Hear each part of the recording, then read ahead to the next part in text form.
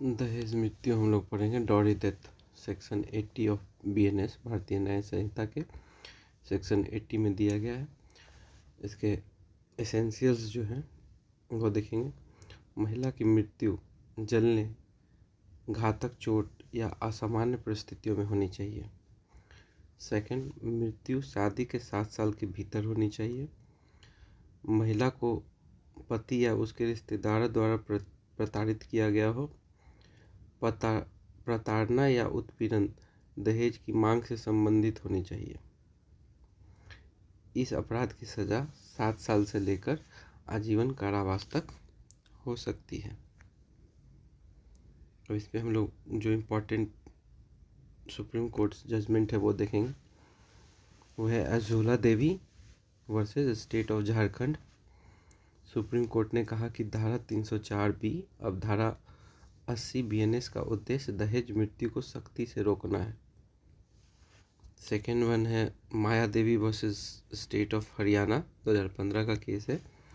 इसमें कहा गया धारा 304B में मृत्यु को हत्या, आत्महत्या या दुर्घटना के रूप में वर्गीकृत नहीं किया जा सकता। मतलब केवल हत्या, आत्महत्या या दुर्घटना ही हो ऐसा कोई ज़रूरी नहीं है। यदि मृत्यु असमान परिस्थितियों में होती है और अन्य आवश्यक तत्व पूरे होते हैं तो इसे दहेज मृत्यु माना जाएगा। मतलब कोई भी असामान्य परिस्थिति है, एबनॉर्मल कंडीशन है जिसमें मृत्यु हो जाती है और अन्य एसेंशियल्स जो हैं वो पूरे होते हैं डॉरी डेथ के, जैसे क्रूरल्टी वगैरह हुआ हो, इन डिमांड ऑफ डॉरी, और कोई भी परिस्थिति हो मृत्यु की तो भी वो, और 7 साल के भीतर हो तो भी वो दहेज मृत्यु माना जाएगा। सेकेंड है सतवीर, मतलब नेक्स्ट है Satveer Singh versus state of Haryana.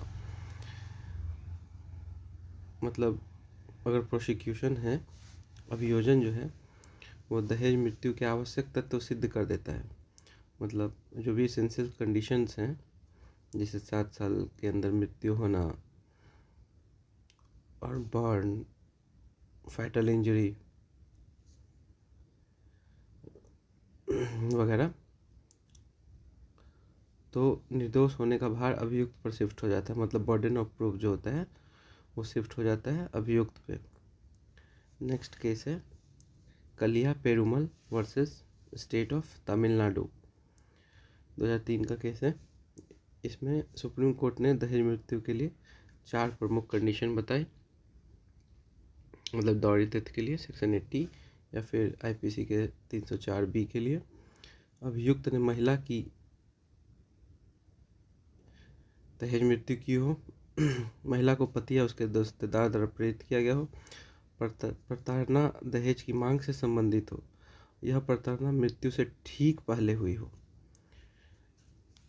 ये कंडीशंस दिए थे Kaliya Perumal versus state of Tamil Nadu में। अब हम लोग दहेज की परिभाषा को देखेंगे। तो दहेज की परिभाषा बीएनएस में नहीं दिया गया है। इसे डॉरी प्रोहिबिशन एक्ट यानी दहेज निषेध अधिनियम 1961 के धारा 2(1) से लिया गया है। इसमें कहा गया है दहेज का मतलब कोई भी संपत्ति या मूल्यवान सुरक्षा है जो शादी के किसी भी पक्ष द्वारा दूसरे पक्ष को दिया जाए। ठीक है, मतलब वन पार्टी जो of the marriage gives to another party of the marriage, कोई भी गिफ्ट या मूल्यवान संपत्ति जो है वैल्यूएबल प्रॉपर्टी दिया जाता है शादी के किसी भी पक्ष के माता पिता या अन्य व्यक्ति द्वारा दी जाए। मतलब किसी भी पक्ष, मतलब anybody, any parents from both the side to any other to any other person जो है ना, अगर दिया जा रहा है तो वो दहेज कहलाएगा।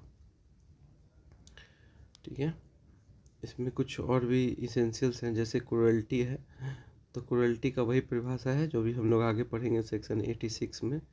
तो जो क्रूरल्टी का परिभाषा है जो उधर था ना हम लोगों का 498A, वही यहाँ 86 है। तो 86 में जो परिभाषा दिया गया है या 498A में जो है वही इसके अंतर्गत क्रुएल्टी का डिफिनेशन माना जाएगा। वो हम लोग देखेंगे जब 86 आएगा तो। Thank you.